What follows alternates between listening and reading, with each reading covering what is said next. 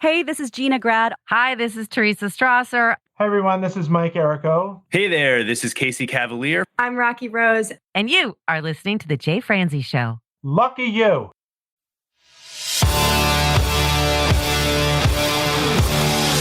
Welcome to The Jay Franze Show, a behind-the-curtain look at the entertainment industry with insights you can't pay for and stories you've never heard. Now, here's your host, Jay Franze.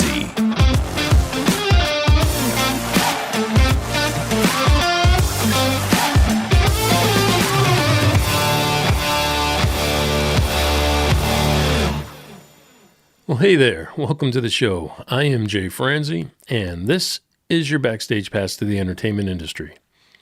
This week, we get to talk with a radio personality and a voiceover artist.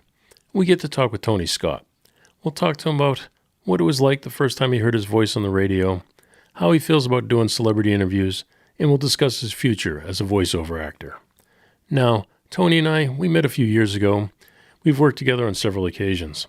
And he is the announcer of this show right here. And I can't wait to talk with him about that tonight. So if you'd like to join in, comment, or fire off any questions, please head over to jayfranze.com. Now, let's get started. Tony, my friend, how are you? I'm good, Jay. How are you? That is awesome. I'm doing great, man. Thanks for asking. I'm fine. I make you sit through your own introduction. That's pretty cool. I've never had that happen before, but that's pretty cool. Well, I mean, I get compliments on it all the time. So you did a great job. And I mean, I love, this is what, the third or fourth time I've used you to do it. So yeah, no, I mean, I have a ball doing it, man. I still do them on occasion when someone reaches out and, you know, other types of voiceover work that I do. Yeah, it's pretty cool. I mean, I know you're a busy guy. You've got a lot going on with your radio shows and your voiceover work.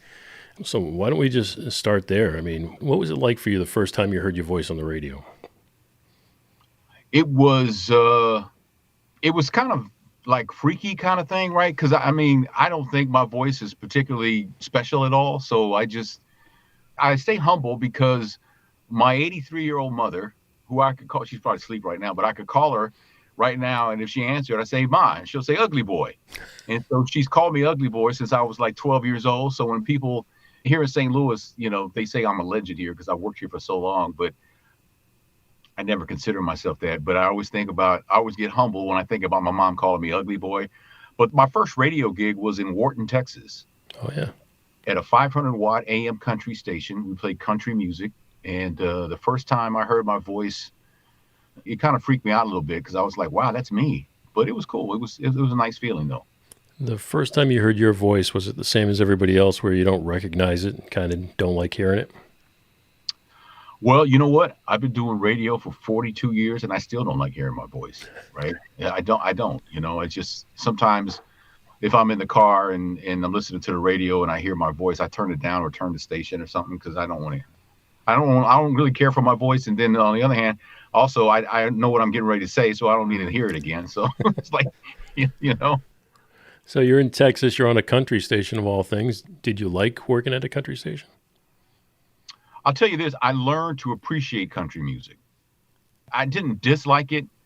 I was kind of indifferent to it, but I did learn to respect it and understand it. And yeah, I was indifferent. It didn't really matter because, you know, there was an old saying said, if you're a radio announcer, you announce. Doesn't matter what the format is. So that's what I did. That's pretty cool. I mean, I worked in Nashville for 20 plus years and working in the country music industry. And it took a while. I mean, I come from Boston. It was rock or jazz. So moving to Nashville and working on country music was almost unheard of. Yeah. But yeah. I liked it. To me, it felt like rock music after a while. You know, just about 10 years behind. So how long were you at that country station? I was there a year and a half. And then I went to an R&B station in Houston. And then that station changed formats and went to light rock. And I remember when they changed the format, we had a meeting with all the announcers. And I remember the new program director saying, you know, we want everybody here to be part of K-Light. That's what they called it. We think there's opportunity for everybody. So we look forward to talking with you individually. And so when the meeting was over, he was like, I need to talk to you. And he said, you need to find yourself employment. We'll keep you to the end of the month, but we're letting you go after that. I was like, but you just said that. Right. It's conflicting information. Yeah. So I got a job on an AM oldie station that was just signing on. It was brand new to the spectrum. And I did that for about a year and a half. And then I went to San Francisco. I did morning drive on a R&B station. And then I went to Detroit and did nights. And then I went to St. Louis for 26 years. And then I got laid off, and then went to Dallas and was there in radio for 3 years. And then I got laid off again. And I stayed in Dallas for 3 more years doing different things. And that's kind of like when I came across your radar. And then I started doing afternoons in St. Louis, but I was doing it from Dallas. And they wanted me to, they asked me if I would eventually, if I would consider moving back to St. Louis. And I said, yeah, but it was in the middle of the pandemic.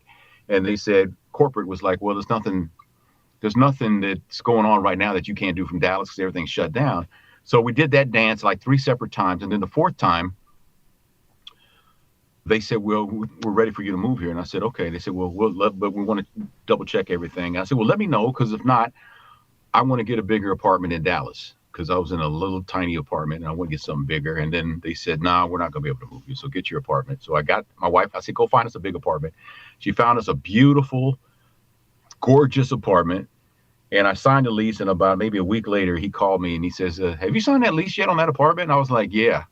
He said, well, now we have it approved that we want you here. And I was like, well, I don't know what to tell you, because it's going to cost like $2,800 to get out of this lease.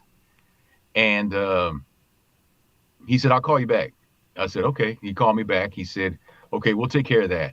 I said, okay, I need moving expenses. He was like, I'll call you back. He's called me back. He goes, okay, I took care of that. He goes, what else do you need? I'm like, I don't need anything else. I said, but I do need to stay in this brand new apartment for 2 months so I can get my $2,000 deposit back. He was like, well, when will you be here? And I didn't want him thinking I was messing him around. So I said, I will be in your studio working the Monday before Thanksgiving. And he said, okay. And this was like probably September. So I had to be there for 2 months in Dallas. And then, true to my word, we were there and I was ready to go that Monday. I'm on from 3 o'clock to 7 o'clock on the air. But I usually get to work like around 1, because if they need me to do something, voice something or something, I do that. But yeah, that's kind of how my return to St. Louis was. I want to touch on that for a minute, but you said you got laid off and let go on about 3 different occasions there. Yeah. But that first one, did they ever even tell you why? I don't know. To this day, I don't know. But I was like, I was still like a baby DJ, right? I'd only been in radio less than 3 years, and maybe they just didn't feel like I was ready for that format or something. Maybe they didn't feel like my voice fit or something. I don't know. And to this day, I really don't know. And I didn't ask. So I just had to hustle up and try to find a job, because, I wasn't married that long with my first wife, and our baby was a baby. So I needed to, find something. Luckily, this one station that was signing on brand new, this oldie station I was telling you about, the only thing they had left open was midnight to 6. All the other slots were filled.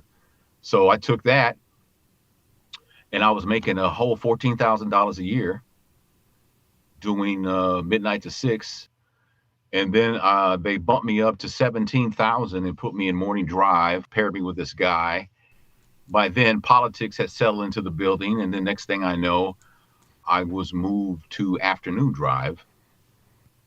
Then I started noticing that things, like I'd come to work and the door was locked, and it'd be like 2 o'clock in the afternoon, right? And I'm like, so I had to like knock on the door. And there was no cell phones back then, right? So I'm knocking on the door, waiting for somebody to pass by. And finally, the owner, who's also the general manager, came and he let me in. He goes, lock the door behind you. I was like, what's going on? He's like, he says, well, I'll just be honest with you. He says, we're having some issues, he says, and they're trying to repossess the copy machine. So we're locking them out.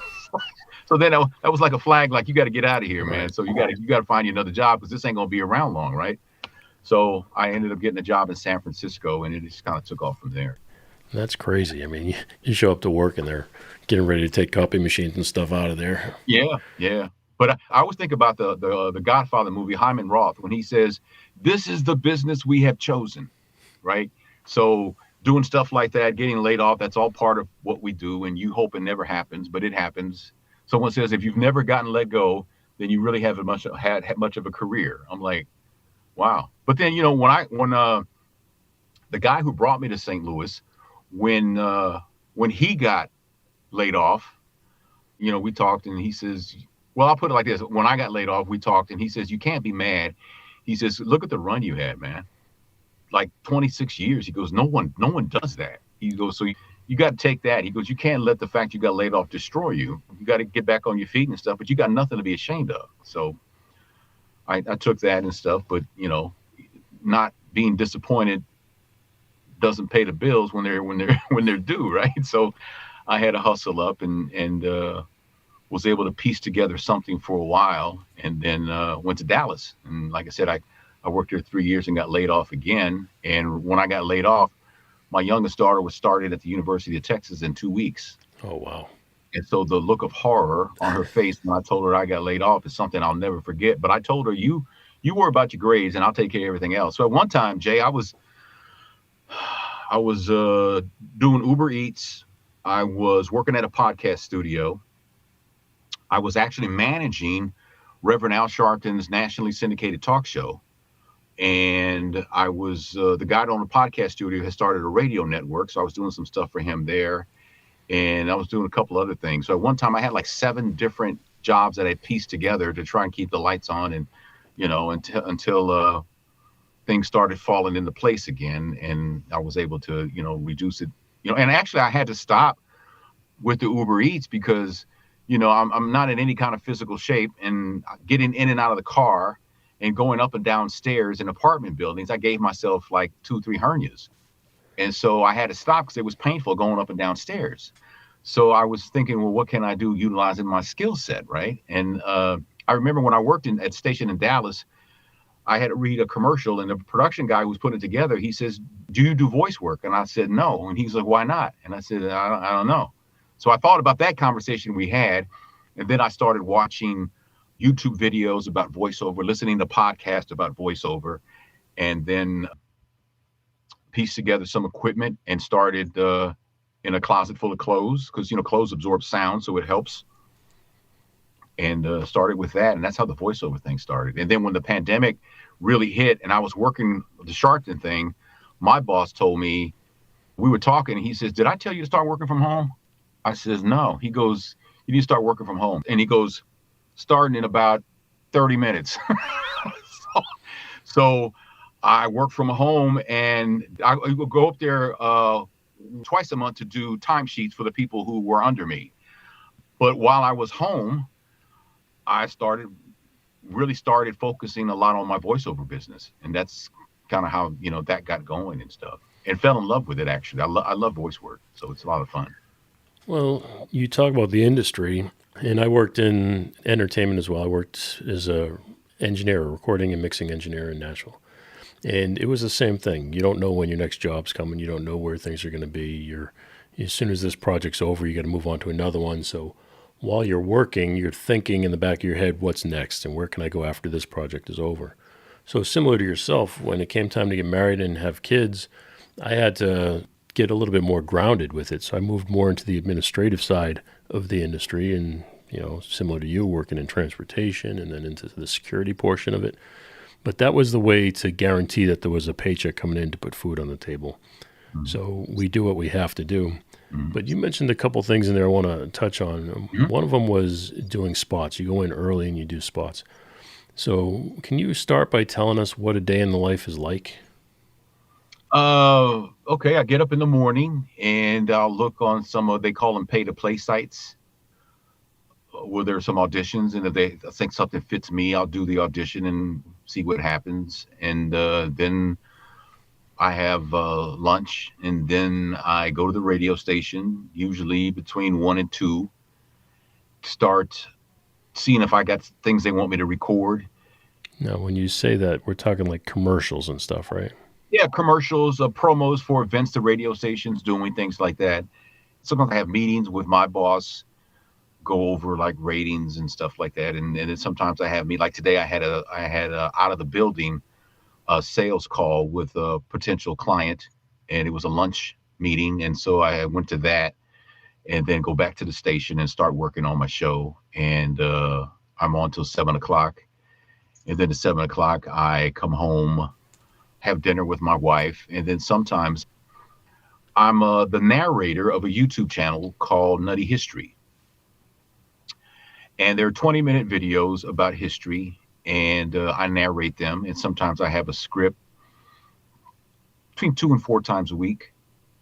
I sit in this room that I'm in right now, my booth, and I do the audio part, the narration, and I send it to the guys. It's interesting because, let me get this right. So the guy who writes the scripts is in India, and I believe the guy who edits the video, puts it together, he's in Croatia. The project manager is in Los Angeles. The guy who owns it is, I think, in Idaho, and I'm here in St. Louis, but it works.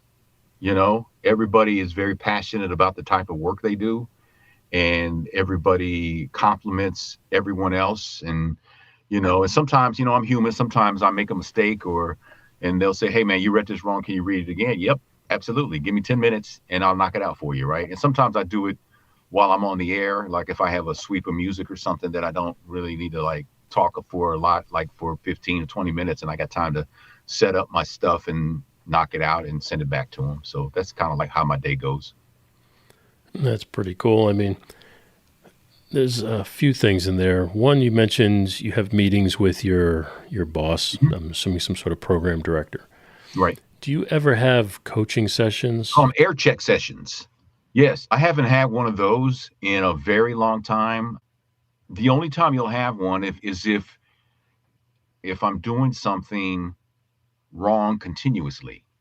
If I do it over and over again, I'm doing it wrong and I don't know.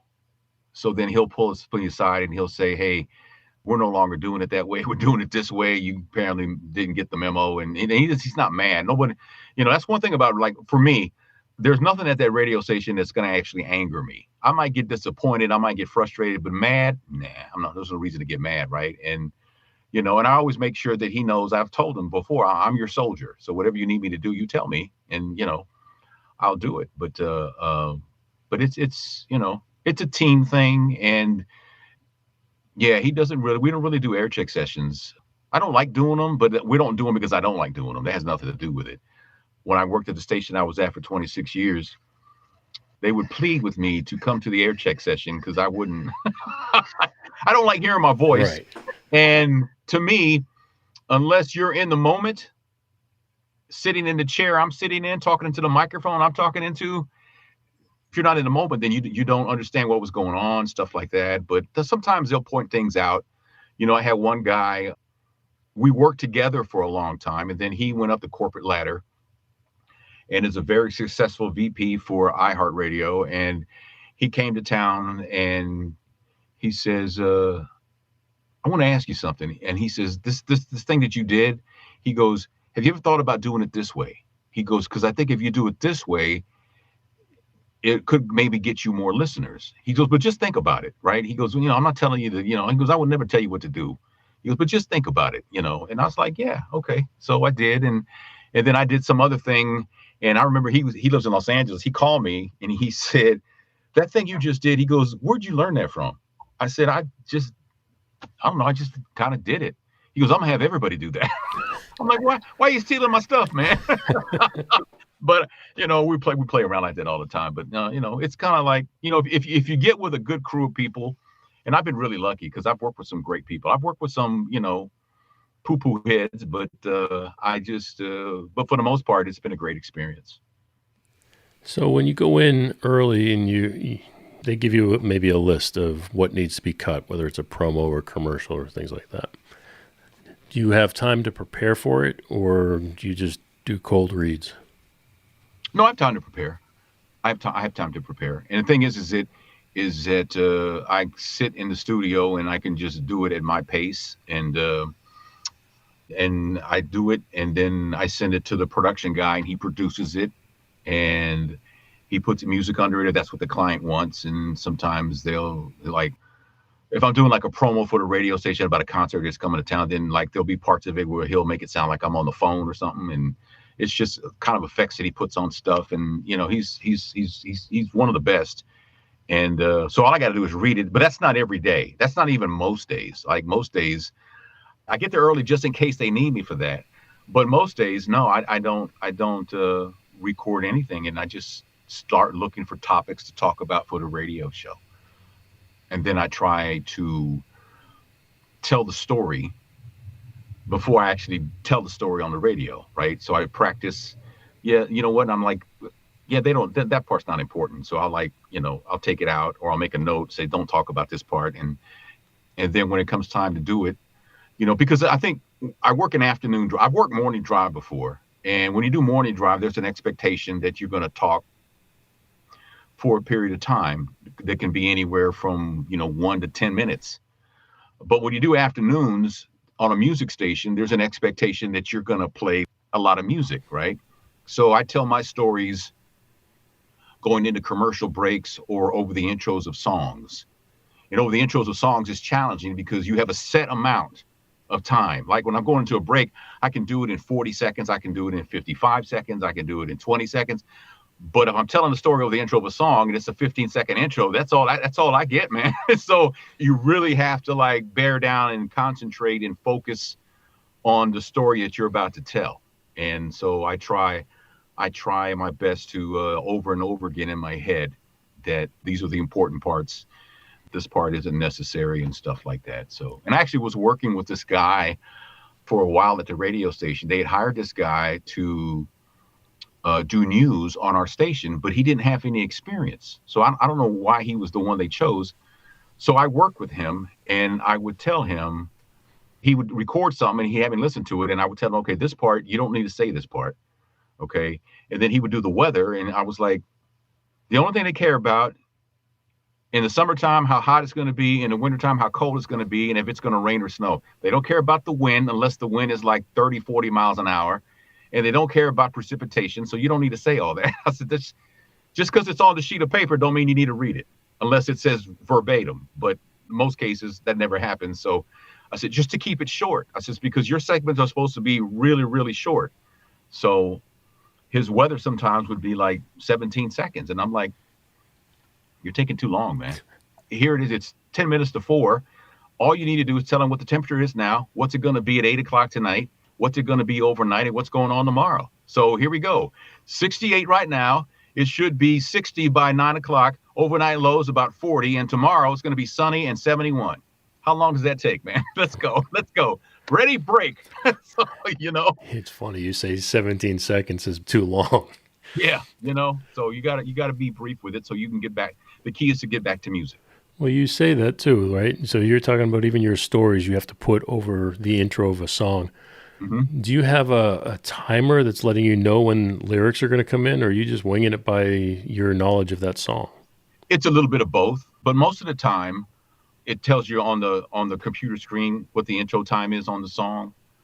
Every once in a while, though, you get burned because somebody put the wrong time in there. Maybe they weren't paying attention or whatever. And so I do that. And so I go back and listen to it. Then I know. Then you get a feel for it. And then some songs that you played for years, you already know what the intro time is. Becomes more like playing an instrument.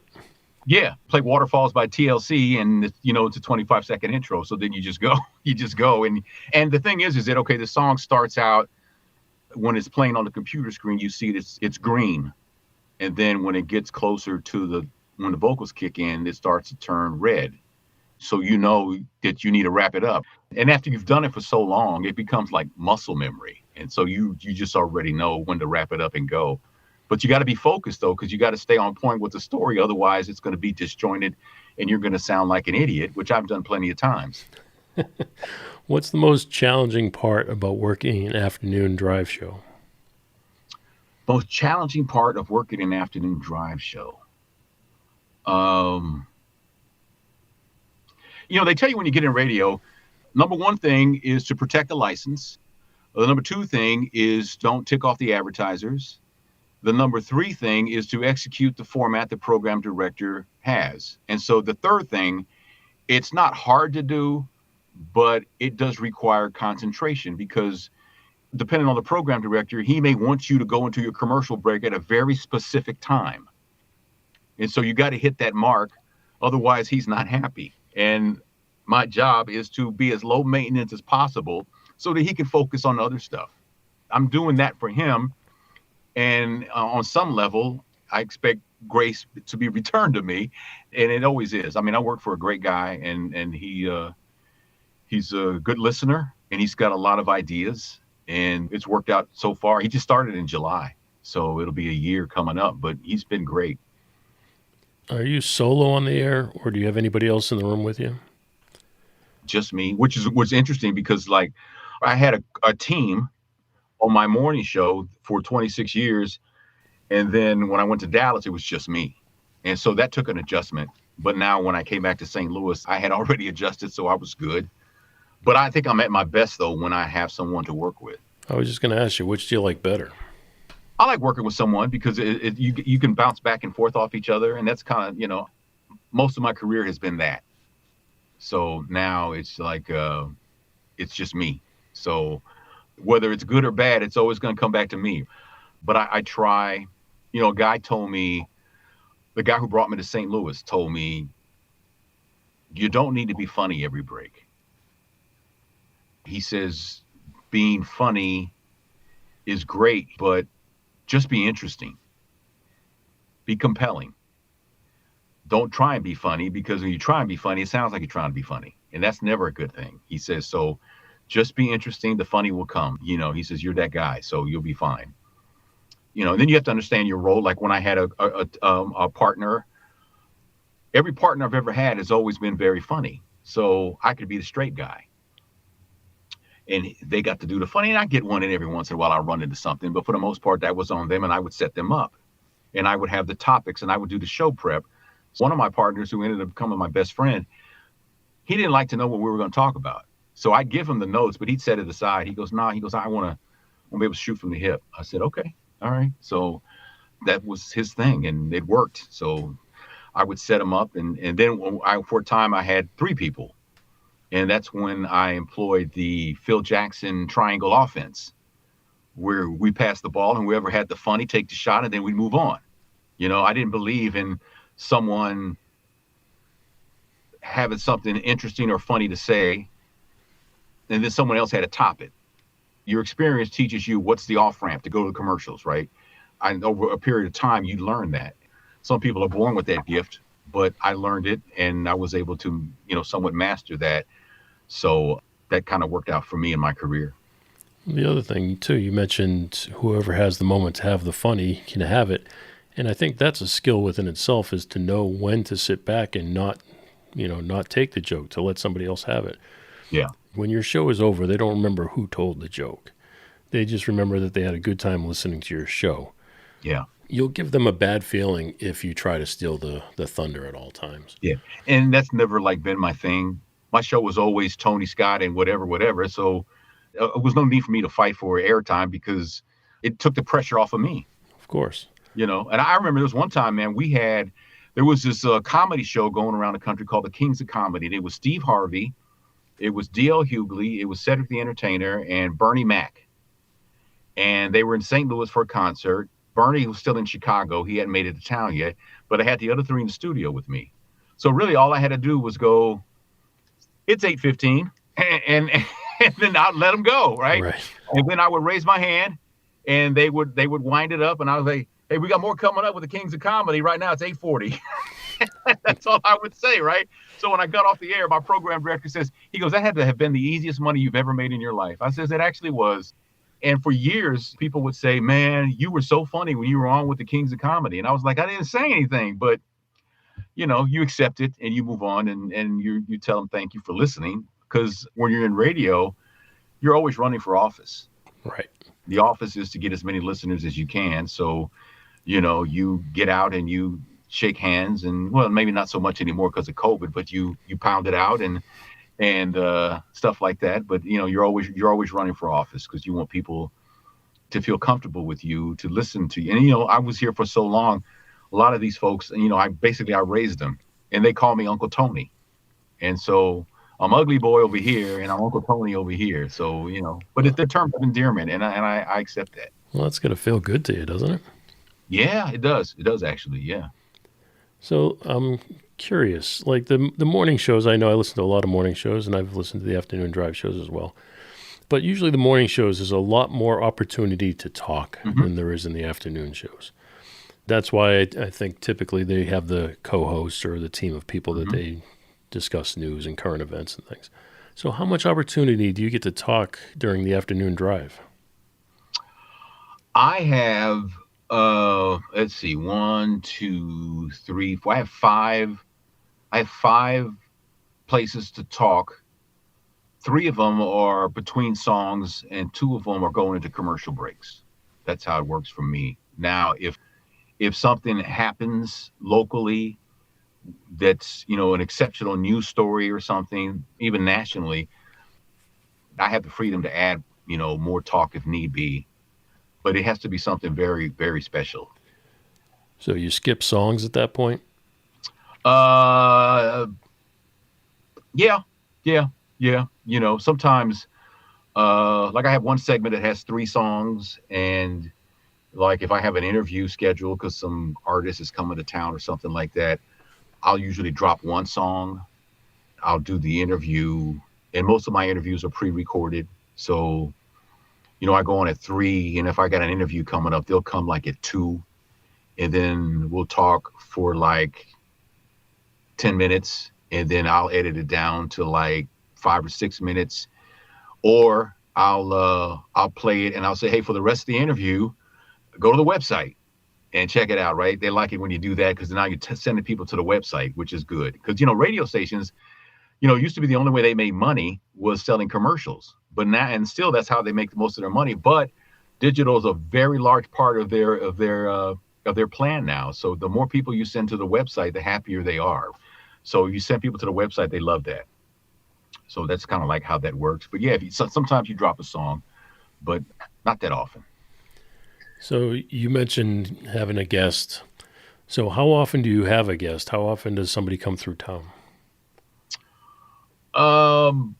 They come through quite a bit, but a lot of times the concerts are like on the weekend, and I'm not there on the weekend, so I don't really do the interview. Sometimes you do a phone interview. Right. Sometimes it's needed. I don't particularly care to do interviews, but it's not up to me. I can never say, no, I don't want to do that. I would never do that. If you want me to do an interview, I'm going to do an interview, and I'm going to do the best I can at it. I prefer not doing interviews because I think in the time we're in now, I don't think listeners really care for interviews. I think listeners, because you can get all that information on social media now. So I don't think, it's really necessary anymore. But like if he says, or his assistant says, we've got this interview scheduled for you, I say, okay, cool. And I'll take care of it. And I do. And, because it's not, I don't get paid to make those kinds of decisions. I get paid to execute the plan. That's how I look at it. Sure. I don't have an ego where I'm like, nah, I ain't doing that. And I've told them, I says, like hosting concerts. I don't really care to host concerts because there's a lot of drama backstage just getting back there. And there's been plenty of times, power is a hell of a narcotic, someone once said, right? I think it was Dave Chappelle. And sometimes those guys that are at the backstage door, they have a lot of power. And so they'll like say, hey, you're not on the list, so I can't let you in. I'm like, okay, cool. I'm going home, man. So if they ask for me, man, just tell them I was here, all right? And then I'll call my boss and I say, hey, he wouldn't let me in. He says, my name ain't on the list. And I said, so I'm going home, man. I'm taking my wife out to dinner, so I'm leaving. And he'll like, okay, man. Because I'm not gonna fight with anybody about that. I'm not gonna fight. Yeah, my name's on the list. Check it. I'm not doing that. That's silly. So if you want to wield that kind of power, man, knock yourself out. And I'm gonna go with the rest of my day. And the other thing is I like meeting listeners. And when you're hosting a concert, you're on a stage and you're backstage waiting for the act to come off so you can introduce the next act if that's what you're there for. So you never get to really interact with the listeners. So I'd rather go to Easter egg hunts than I can interact with them. And I enjoy that a lot, community type events, more than the show business part of what I do. And then you have to remember, I'm on the bottom rung of show business, as David Letterman. I'm on the radio. Nobody even sees me. They only hear me. So I'm on the bottom rung of show business, and that doesn't even bother me. Well, you say that, but you keep people company on their commute. So you're, as much as you don't get to see them, you're part of their routine, and you're somebody that they know. Yeah. And, I have one contest a day, and it's called Tony's Trivia. It's a very easy, I hate to see anybody lose. So I'll make the questions like, okay, who's older? Taylor Swift or Denzel Washington, It's like, so I want you to win. I don't want anybody to have a bad experience when they call into the station. So I'll say first correct answer wins, and I'll give out the phone number, and then someone will call, and then like, it's Taylor Swift is younger, so Denzel be the older one. I said, you win, I'm not here. I'm not the prize police. So I'm not trying to make it hard. That's not me. So I want to step back for just a second. You were talking about the potential interviews that come in. Mm-hmm. Do you think that they come in when they're having trouble selling tickets to their event and it's just an awareness thing? Yes. It's very seldom that you'll interview someone for a show that's coming to town and the show's already sold out. There's really no reason to promote it. Right. There's no way to get a ticket because there's no tickets around. So why would I tick a listener off by dangling that carrot in front of them, knowing that they can't get? I'm like that old man. Remember that old man in that commercial? You got to be quicker. You got to be faster. I'm not going to be that guy. So usually, it's to help drive ticket sales. That would make sense. And they tend to be very happy about that. What's the craziest thing you've seen during the interview or the backstage moments? I've seen someone's manager fight with someone who was working backstage, like physically fight. I've seen people get into arguments. A lot of egos are back there and stuff like that. And I've seen acts complain because their dressing room is smaller than someone else's dressing room and, things like that. But I've learned over the years, those are pretty typical. Not the fighting thing. That doesn't, it used to be that radio stations would give away backstage passes and stuff like that. Well, about 20 years ago, I forgot where it was, but somebody got raped backstage. I just remember that happening. And so that got cut out because it's like, you know what? We're not going to be part of that. No. And so now what they'll do is they call them meet and greets. Yeah.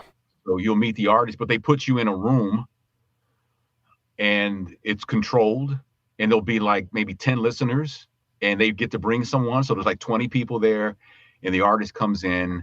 Some of them are cool, and they say, hey, how y'all doing? Thanks for coming to the show. Appreciate it. Y'all want to take some pictures? Let's take some pictures, right? And then someone will go, hey, y'all, and they turn around and walk out. It just depends. A lot of that is depending on, sometimes an artist is, they're humans, and sometimes they're having a bad day. They have to do this meet and greet because it's part of their deal. Right. So they're going to give you the minimum. Most of them are pretty gracious. And so I try, when a bad one happens and a listener calls me, I said, you know what? I'm not disputing what happened. I says, but they're human. Maybe he was having a bad day, but I wasn't there. So I don't really know. So, cause usually when I have the meet and greet, I say, hey, everybody, glad y'all could be here tonight. Guess who's coming through the door? They walk through the door and everybody goes, oh, and then I kind of walk out because at that moment, it's not about me. They're not, I've never gone anywhere where anybody was there to see me. So I'm here to see you, Tony. I appreciate that, man.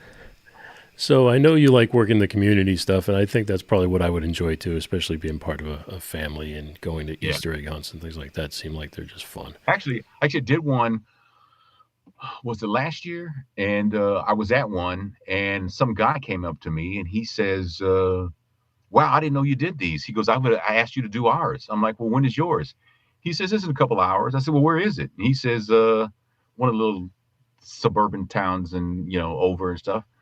I said, I'll go to that. Right. And so my boss happened to be a different boss I had at the time. He happened to be there with his family. And I said, hey, man, I said, that man over there, he wants me to come to his Easter egg hunt when I'm done here, man. So I'm gonna go to that one when I'm done. And he looked at me. He goes, "Are you sure you want to do that?" I was like, yeah, it'll be okay.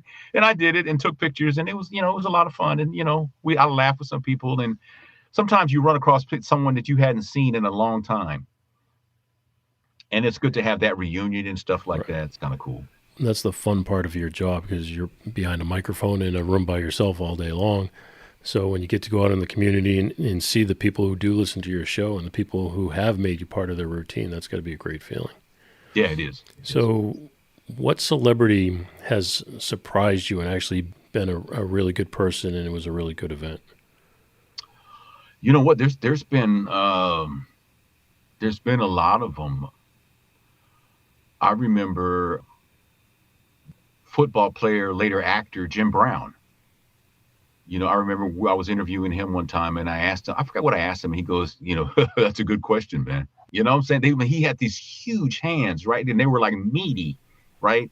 And I remember that. I remember Barry White one time came by the station, and we did an interview with him. And when he would talk, the walls would vibrate.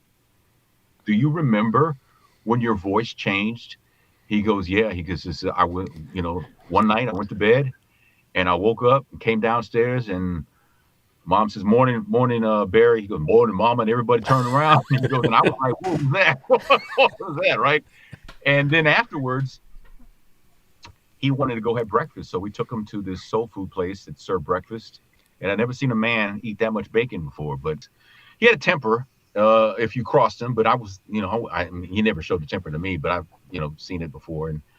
But yeah, that was that. And I had one comedian who was kind of a nerd, and he came in the studio, and before we started, he goes, how long is this going to be? Because I want to go antiquing. I said, we're done. 3-4 minutes. He goes, perfect. Right. And so that's why I said, hey, so-and-so is here. He's got 2 shows tonight, 2 tomorrow night, and 1 on Sunday. What's been going on, man? Nothing, man. I'm glad to be here in St. Louis and stuff like that, man. I said, are you working on some projects? He goes, yeah. He goes, I can't really talk about them yet. He goes, but trust me, this is going to be a lot of fun, and people are going to really like it. Great. Hey, don't forget, he's here tonight for 2 shows, tomorrow 2 shows, 1 on Sunday. Hey, man, thanks for coming by. He goes, thanks for having me, man. Went to commercial break, and he got up, put the headphones down, and he came and gave me a hug. He goes, you're a solid dude, man. No. And that's, grab me something nice while you're out. I've had comedians that say, I don't want to tell any jokes. I want to save them for the show. Okay, then you get the brief plan, because I need you to tell jokes to my listeners so they'll buy tickets to go see you, and at the same time enjoy listening to us. But you don't want to do that. I'm not arguing with you. Okay, so-and-so is here, man. What's going on? Same thing, right? And I did it one time, and the promoter got mad. The guy from the comedy club got mad. And I said, well, what is it that you want me to do? I said, he doesn't want to be here. I said, you drove him over here. Did you not tell him what was expected? I said, because, I'm following his lead. He don't want to be here, so I'm not going to keep him here, right? And he, raised hell with the program director, and they had to figure out something. So what they did was they had him come back in the afternoon when he was more up. So they came back in the afternoon, and it turned out fine. So, there's that. But it happens. Yeah, no, it makes sense. I mean, like you said, people are people, and they've got their moments. I've worked with several artists over the years, and most of them, I'd say 95% of them are very, very nice. But the other 5%, I just chalk up as having a bad day. Yeah, you try to give them the benefit of the doubt and move on, because there are going to be some days when you're going to have a bad day. Sure. And you might say something that you regret later on and stuff like that. It's and my life with my wife. Yeah, So, and I'm lucky, like I said, like you said, I'm in the studio by myself. And then when I'm at home doing my voiceover work, I'm in a room by myself. So, Well, let's talk about that for a minute. Let's talk about your voiceover work, because you're known for having a very rich, warm, energetic voice, and you can tell that here tonight. But when you're doing this voiceover work, do you like that better, or is it just different than the radio stuff? It's different. I like it because it's challenging. Tiger Woods said one time that when he's playing golf, he's not really playing against anybody. He's playing against the course, because he's not hitting the ball to someone, they're going to hit it back. Right. He's actually playing the course. He's just playing with somebody, but he's actually playing against the course. And so when I do voice work, when I do an audition, I'm not competing against you who's doing the same audition. I'm competing with the person who's the casting director, who's got to decide whether I'm a better fit or you're a better fit. And so there's that. And I like learning and I take, classes, coaching, things like that. I need to do more of it. I think the cheapest one I ran cost $175 an hour, right? Wow. So you really have to plan your budget, unless you're balling like Jay Franze, then, Yeah, well, of course. just don't tell the wife. Yeah, right. Yeah. Yeah. So when you're doing the voiceover work, do they ever ask you anything that's challenging or stretches your abilities, like maybe an accent that you're not typically familiar with? It was funny. Sometimes they'll say, can you give me a Morgan Freeman? Like, no, I can't give you Morgan Freeman. I'm like, no, I can't do that. I said, no, this is me. And I had one guy, an impersonator. Yeah, right. And I had one guy, he says, you don't sound human. You sound like a machine. I'm like, well, I don't know what to tell you, man. I said, this is my voice. And so we agreed to part ways. And, I didn't get the gig where I did a voice for a guy who owned a series of clinics across the country. And I did one for him. And then I ended up doing 12. He liked it. And it was the same script over and over again. So I was very fortunate with that. I did one for some political stuff for a candidate running for county council in Riverside or something, California. Those are ones I've done lately. I did a corporate narration video, stuff like that. I've done a few phone trees. Hey, thanks for calling Jay Franze Enterprises. For Jay, press 1. For, so-and-so, press 2. To return to the operator, press star, stuff like that. So I've done a few of those. And you'd be surprised what some of those things pay, though. Oh, yeah. And it's funny, and I'm very grateful that people, have complimented my voice. But you don't have to have a voice like this to do voiceover work. It used to be that way, but now, can you sell it? Anybody can do voiceover work. The question is, can you sell it? Can you do that, right? And that's, to me, is where, take classes, watch YouTube videos, listen to podcasts. You get a ton of information on how to do certain things, and you learn some of the lingo and stuff like that. So anybody can do it. For whatever reason, God blessed me with this voice. And people say, to me, one of the biggest compliments my listeners can give me is, you sound the same as you sound on the radio. Well, yeah, because this is how I talk. This is how I talk, right? And but because I don't, a long time ago you had to be 11:30 a.m. KWTZ. This is Tony Scott. Today's weather. Oh, it's going to be sunny today, everybody. And it's like, you don't have to do That's that not anymore. Normal, right? No, it's not. Now it's and the big thing in voiceover work now is the conversational delivery. Well, as someone who spent a career over 40 years in radio, my voice may be conversational at times, but it can be, most of the time it's, when I'm doing stuff in front of a microphone, it turns radio-y, if that's a word, right? And so you kind of have to beat the radio out of your voice, but I still do radio. So I got to be able to put it, to some degree, put it back. And it's kind of one of those things where you constantly work at it to try. And there are little tips and tricks, like if I'm doing a conversational audition, I'll hit record and then I'll start talking. I have this Mr. Bunny here, right? And so I'll start talking to Mr. Bunny and I'll say, hey man, how was your day today? Good? Did you get any phone calls today? Anything? Any opportunities? Anything like that? And then I slowly transition to the audition using that same cadence and stuff and go, if you want to get your car worked on, you really need to go to Sears Automotive Center. They got some great mechanics there, so I stay conversational. So you kind of use a trick like that by ramping up to it. Right. Stuff that I've learned watching videos and listening to podcasts. So, I didn't invent that. That's something that's been around forever. And that's how I learned it. I laugh because my wife tells me all the time that I should start doing some voiceover work. You should. I told her, I said, babe, I've got one voice. It's monotone like this. And that's all I do.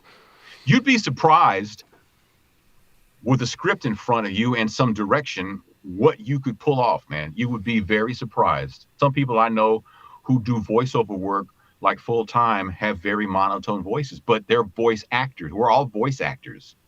like watch a car commercial, and you hear one guy go, $30 down, get you the car, and then you hear a guy go, the all new 2024 Lexus, so it's sometimes it's the same guy. Right. It's just the style that the agency wants, the advertiser wants. I want something laid back, and a lot of people who do automotive spots, when COVID hit and the world stopped and we were all scared of dying, the advertising thing, they didn't want the, $30 down. They didn't want that. They wanted something more human, more conversational, more compassionate. And it kind of changed things a little bit. So, but you got the biggest asset you have, if you're interested in voiceover, is that you have a voice. The rest of it is just technique, and there's a difference between like radio commercials that I would do at the radio station and commercials that I would do as voiceover work. In radio, it's like a mash unit. You're just getting them in and getting them out. You're just getting through it. Where in voiceover work, you have script interpretation, you've got direction. They're telling you how they want the delivery. I want it soft. Can you hit? And then the words they want you to hit, they'll usually put them in bold letters. So you have that going for you. So it's just a lot of, and to me, it's a lot of fun. It seems like it would be a lot of fun, right? Yeah. Let's talk about your room for a minute, because we see the green screen. Mm-hmm. But you've built a studio in your home to do this. Yeah, I'm in a walk-in closet that I converted. I bought some sound treatment, and I have some lights and stuff like that. And it wasn't really expensive. It just caught some sales and some stuff like that, and stuff that I've acquired over some years and stuff like that. And I turned this walk-in closet into a booth. And the interesting thing is, like, anybody can do this. If you want to know, like, about closets with your clothes in it, right? Because when you start out, you don't really know if this is going to work or not. So you start doing voiceover in your closet because clothes absorb sound. And so it helps deaden. Like, stand outside your closet and take out your phone and record yourself talking. Do that, and then walk into your closet and say the same thing. And when you play it back, you're going to hear such a difference, because your voice, it bounces off the walls and then back into the microphone unless the room is treated to absorb sound. So when it absorbs sound, it holds it. And so it takes out the echo. But if someone were to do that, you'll find that the sound is different, and it'll start making sense to you. So it's something that, but I have this. And see, the Nutty History channel that I do, we started doing, they had this idea where they wanted to do a video component where I would be on camera reading some of the script, a couple sentences, they go back to the video part. And I would do this like 4 or 5 times during this 15-minute video. And so that's what the green screen is for. And when they talked to me about it, I said, yeah. I said, but you know what? I need some lights. I don't have any lights, studio lights. So, and they said, well, can you get some on Amazon? I'm like, yeah. They said, well, find some on Amazon and send us a link, and then we'll send them to you. Okay. So I did, and they did, and I got them. And then, when you do voiceover work, your microphone typically is 6 inches or less. You can be closer. You don't want to be any further than this, right? But when you do video, your microphone has to be out of the shot. Like the microphone I'm talking to you right now with is right here. It's out of the shot. See? So it's going to sound different because this mic isn't made for that. This is a shotgun mic up here. So they noticed that, and they said, how can we fix that? And I was like, well, you can use a shotgun mic. And he said, well, how much are those? I said, depends on your budget. He's like, well, what's the best run? I said, about $1,000. He goes, okay, not the best. He said, but what else is there? I said, well, let me do some research. And I found this mic. They got great reviews, and it was like $200. Which one is it? This is a Cinco D2 shotgun mic.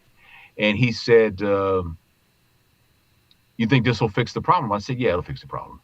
He says, cool. And he says, you'll have it in 3 days. And he sent it to me. And, and so they're very good. My laptop went out. It crashed, and it wouldn't turn back on or anything, right? And so I called my project manager, and I says, I can't get another one for, a couple of days. And he was like, okay. And so about, I don't know, maybe 4 or 5 hours later, he called me and he goes, we can't wait that long, man. And I thought his next sentence says, we're going to just move on to someone else. He goes, go to the computer store and find a laptop you like and text me how much it is. And we're going to cash app you the money. I said, okay. He goes, can you do that like right now? I'm like, well, I got to put some shoes on. He goes, no, you don't need shoes. Go, just go. Right. So I did, and they did, and I got the laptop, and I'm talking to you on this laptop right now. It was like $670 or something. And then with tax, forgot how much it was, but I told him $670. And he says, is that with tax? I'm like, yeah, it wasn't with tax. I paid the tax because, it's like, okay, whatever. And which he'd have paid the tax, but they're very good to me. And I adore each and every one of them. And we're a great team. And I always make myself available as much as possible. And I'll do stuff. And sometimes he says, because the editor is in Croatia, right? So we're on different time zones. So when I'm working, he's sleeping. And when I'm sleeping, he's working. It's kind of something like that. So I try and do it like at night and then send it. And then he'll have it when he gets up in the morning. And it works out that way. So, but we have a good system and it works out great. Well, sir, I know you're an advocate for mental health. Can you tell us a little bit about that? Yeah, I was diagnosed with clinical depression over 20 years ago. My program director, the guy who brought me to St. Louis, he pulled me in his office one time. He goes, I need to talk to you. He says, I'm not going to talk to you as your boss. I'm talking to you as a friend. He says, you have an incredible amount of talent. He said, but there's something wrong with you. I was like, what the hell you mean something wrong with me? What are you talking about? He said that. He goes, everything sets you off. He goes, nobody wants to work with you. He says, and that's going to hold you back from making more money. He says, we have this thing called the Employee Assistance Program. It's a phone number. You call this number and they will set you up with a session to talk to someone. And if they think that you need to move on, they'll send you to someone else. If they think that they can fix you in 2 or 3 sessions, then you'll go to that person that you're going to go see. He goes, I won't know who you're going to see. We won't know anything. This is I'll give you the number, then I'm out of it. He said, well, you call the number. I said, I don't know, man. He said, well, think about it. So I thought about it for a couple of weeks and I finally called the number and I went and talked to the guy.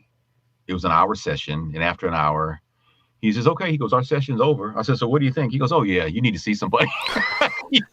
he said, yeah, I figured that like 10 minutes in, you needed to see somebody, man. So, and as the older you get, and Jay, I don't know how old you are, but the older you get, the more you desire peace in your life. And the older you get, the more peace you want.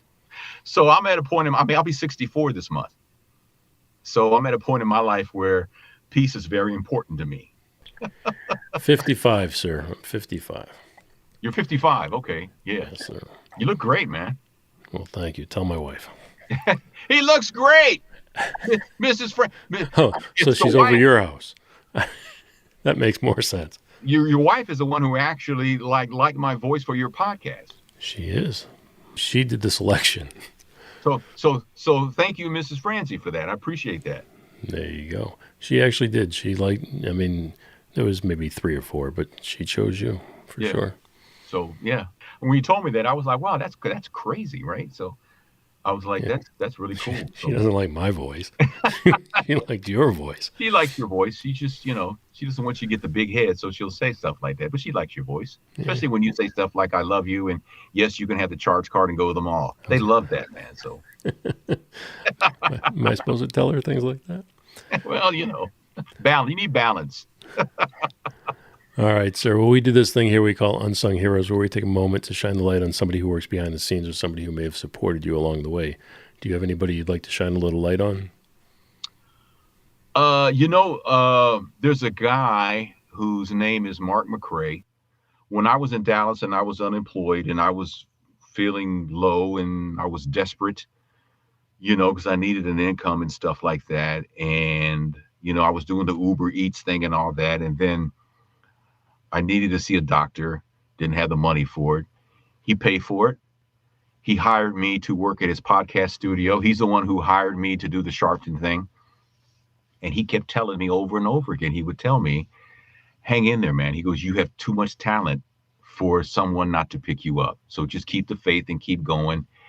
And we have become incredible friends. And he's someone who I've learned a lot from and admire and respect. And when we were getting ready to move back to St. Louis, because sometimes we would go out to lunch and he always paid. We didn't go anywhere fancy, but we'd go have something and he'd always pay for it because he knew, I basically didn't have the money.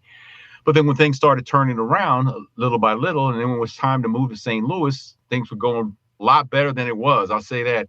And so I and my wife took him and his wife out for dinner at a very, very nice seafood restaurant. And when the check came, and he knew I was going to pay for it, right? Because I told him I wanted to take him and his wife out. And when the check came, he said, you need me to help you with that?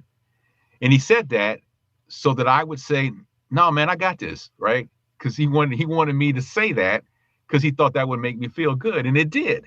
He's a man who thinks different. He had a brain tumor and he got past that.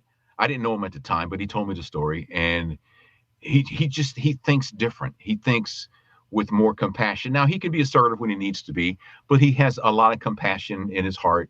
And he's a very good man and a great father to his son. And that's someone, he's a hero for sure. A big thanks to Tony for taking the time to share his stories with us. And thank you for taking the time to hang with me here. As always, I really do appreciate it. Please follow, share, and connect on all the socials. You could even tell a friend. I'd appreciate that too. You could do all of this and find the links to everything mentioned over at jayfranze.com/episode 59. Thanks again for listening, and I'll see you next week. Thanks for listening to The Jay Franze Show. Make sure you visit us at jayfranze.com. Follow, connect, and say hello.